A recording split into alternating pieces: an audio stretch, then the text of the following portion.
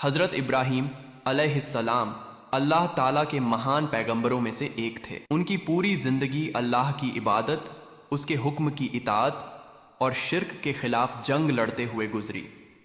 اللہ کے ہر حکم پر بنا کسی سوال کے عمل کرنا ان کی عادت تھی، لیکن ان کی زندگی کا سب سے بڑا امتحان تب آیا جب اللہ تعالیٰ نے ان سے ان کی سب سے پیاری چیز، ان کا بیٹا حضرت اسماعیل علیہ السلام کو قربان کرنے کا حکم دیا۔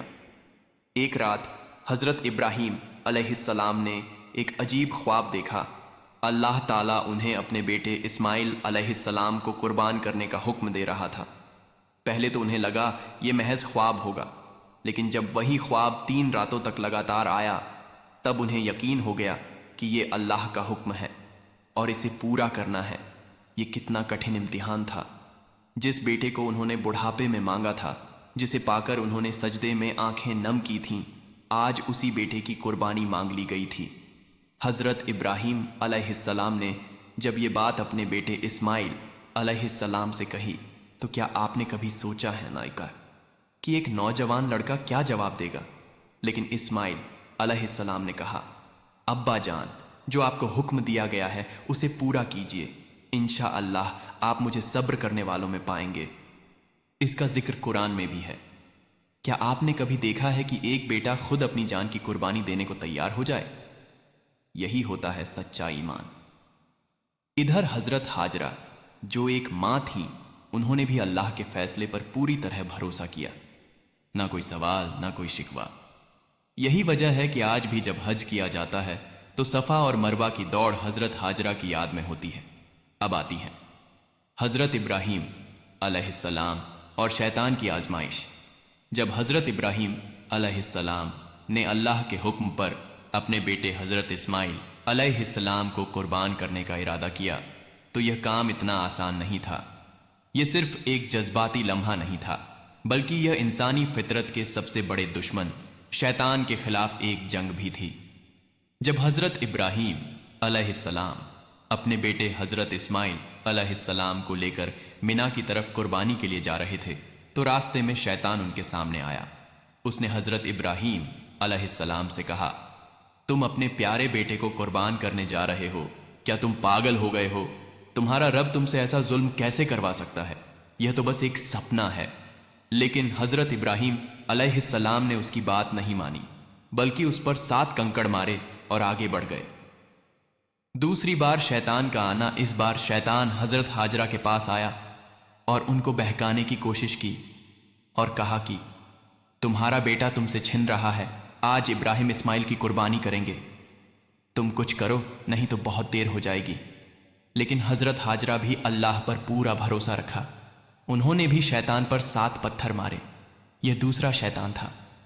آخر میں شیطان نے حضرت اسماعیل علیہ السلام کو بہکانے کی کوشش کی اور کہا، اسماعیل تم بھاگ جاؤ، تمہارا باپ تمہیں مارنے جا رہا ہے۔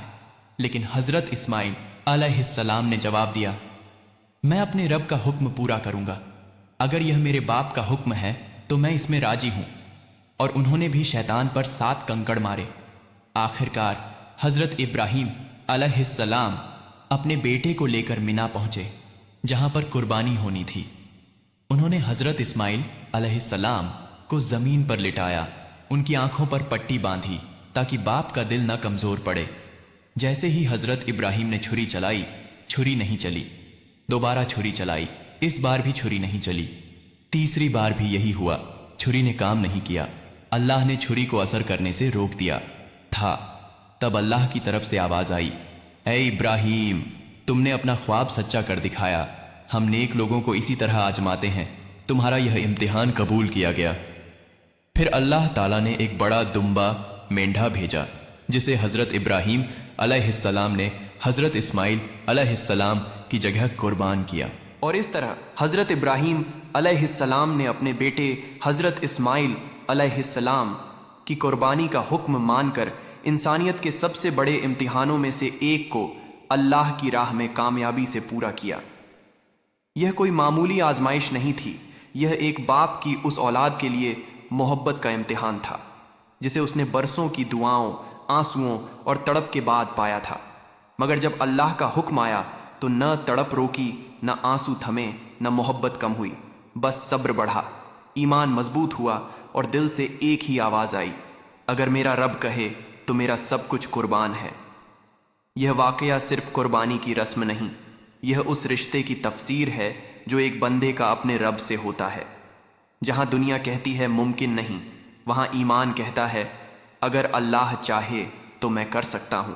حضرت ابراہیم علیہ السلام نے ہمیں یہ سکھایا کہ جب دل میں سچا یقین ہو، جب نگاہ صرف اللہ کی رضا پر ہو، تو انسان وہ بھی قربان کر سکتا ہے جسے اس نے اپنی جان سے بڑھ کر چاہا ہو۔ انہوں نے وہ چیز بھی اللہ کے لیے قربان کرنے کا ارادہ کیا جسے پانے کے لیے انہوں نے برسوں رو رو کر دعائیں